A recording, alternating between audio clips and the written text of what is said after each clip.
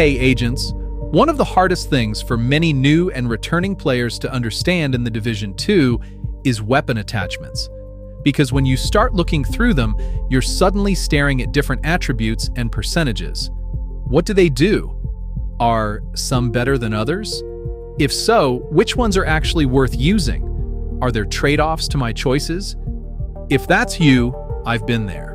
The game never really explains how these attributes improve the tactical value of your build and help you perform more effectively in combat.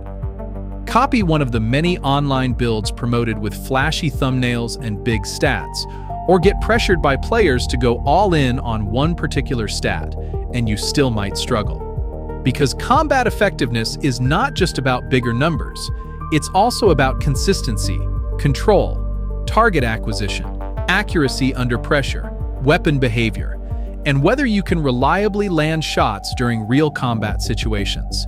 That's where weapon attachments come in. Each attachment offers different advantages, not only based on your objectives, but also on what needs improving in your build. For example, some tell you to focus only on crits. Well, that advice does have merit, to a point. Players feel a lot of pressure to push for very high stats. But here's the thing. If you can't control the recoil of your weapon to consistently land shots, if your bullets miss your target, then no big critical hit damage stat will help you or keep you alive. After watching this video, you'll understand how to make smarter choices instead of blindly stacking stats or copying builds. You'll stop guessing and start improving your effectiveness as an agent. You'll better understand the trade-offs, the tactical decisions, and the combat realities behind attachments and weapon performance. Sound good? All right, let's dive in.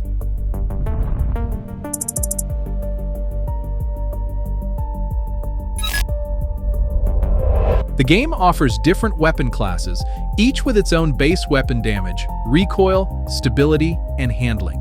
Some are easy to control, others are jumpy, unstable, and difficult to keep on target during sustained fire.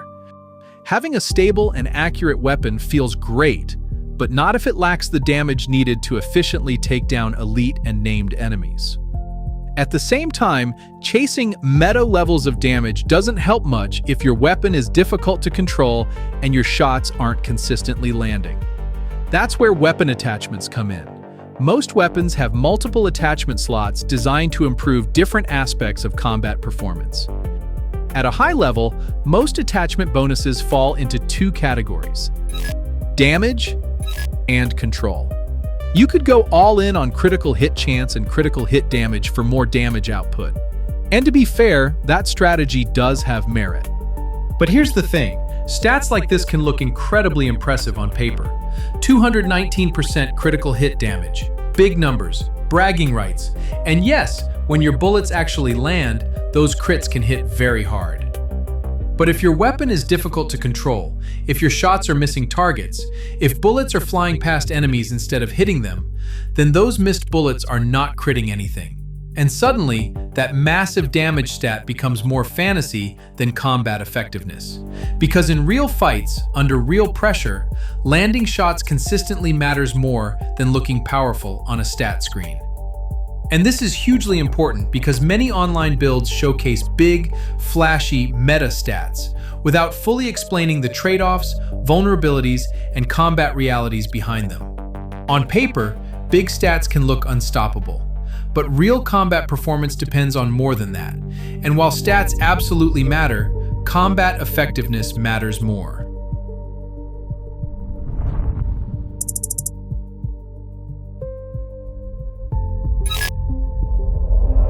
As touched on just now, weapon attachments help you fine-tune your build by providing bonuses that generally fall into two categories: damage and control.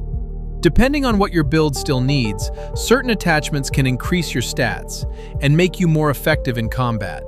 This is especially useful for newer and returning players who are still trying to reach level 1000 and fill up their Shade Watch. Because as your watch levels increase over time, many combat-related attributes gradually become stronger as well.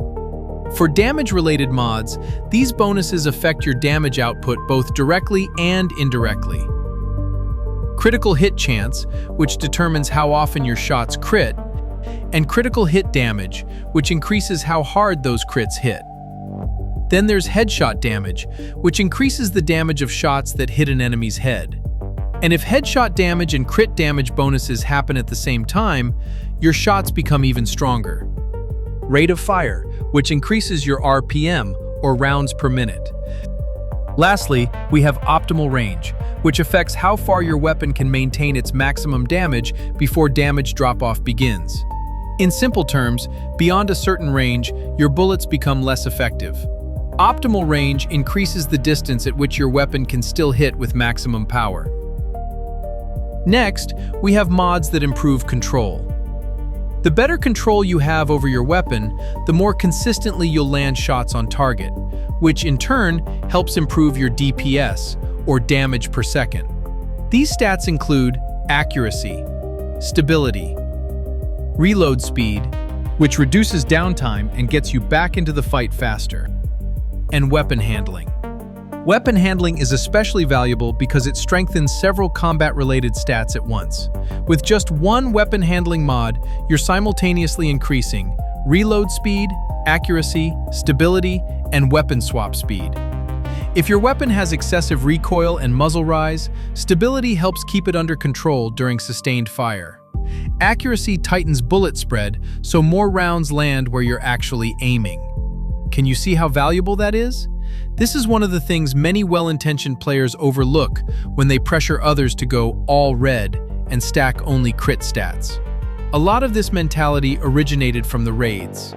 Ironically, many raid encounters involve long engagement distances where players are forced to spam large amounts of ammo. But not every shot will consistently land on target. So here's the thing: bullets that don't hit enemies will not crit. Sometimes it makes sense to sacrifice a little theoretical damage on paper for better weapon control and more consistent combat performance, because slightly lower stats that consistently land shots often outperform higher stats attached to missed shots and wasted ammo. So choose your weapon attachments wisely. A missed bullet does 0 damage, and 0 damage never crits. The goal isn't to blindly chase bigger numbers on a stat screen, it's about consistency, control, and keeping rounds on target when combat pressure is on.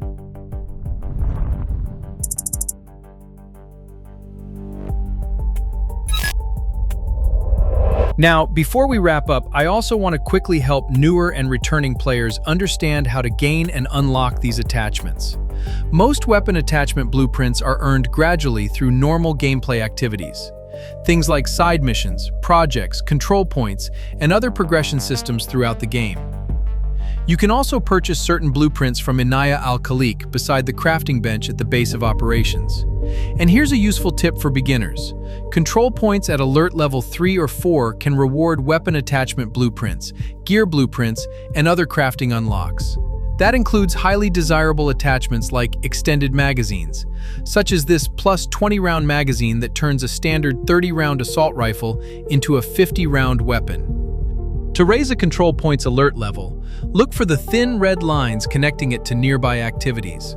Look carefully, as they're easy to miss. Zoom in if you need to. Completing those activities increases the alert level of the connected control point. That means tougher enemies, more reinforcements, but better rewards and XP.